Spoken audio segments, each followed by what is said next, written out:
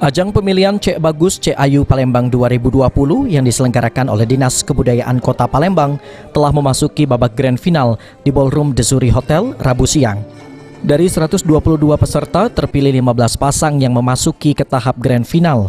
Ahmad Ridotila dan juga Mutiara Syahwa menjadi pemenang sebagai Cek Bagus dan Cek Ayu 2020.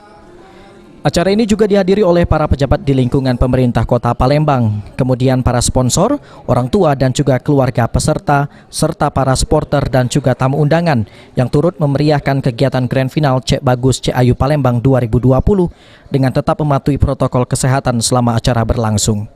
Selviana Harnojoyo, Ketua Tim Penggerak PKK Kota Palembang yang turut hadir pada acara tersebut mengungkapkan dengan adanya pemilihan Cek Bagus dan Cek Ayu Kota Palembang tersebut diharapkan dapat meningkatkan kebudayaan di Kota Palembang yang bisa dikenal hingga ke mancanegara. Alhamdulillah dengan adanya pemilihan Cek Bagus dan Cek Ayu ini itu meningkatkan kebudayaan yang bisa dikenal ke mancanegara untuk membawa budaya Kota Palembang bisa sampai ke mancanegara dari anak-anak generasi muda.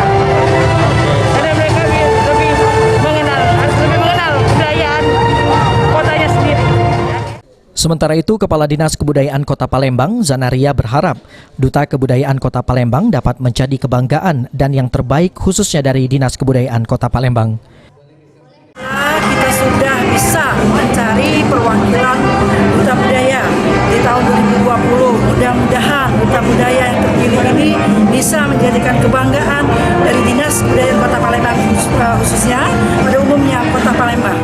Ada Bestari serta berdebatkan juga telah diserahkan Oktal Farizi, PAL TV. bersama kita pada kesempatan hari yang berbahagia ini. Terima kasih untuk semua yang sudah hadir di Grand Final Cek Bagus Cek Ayu.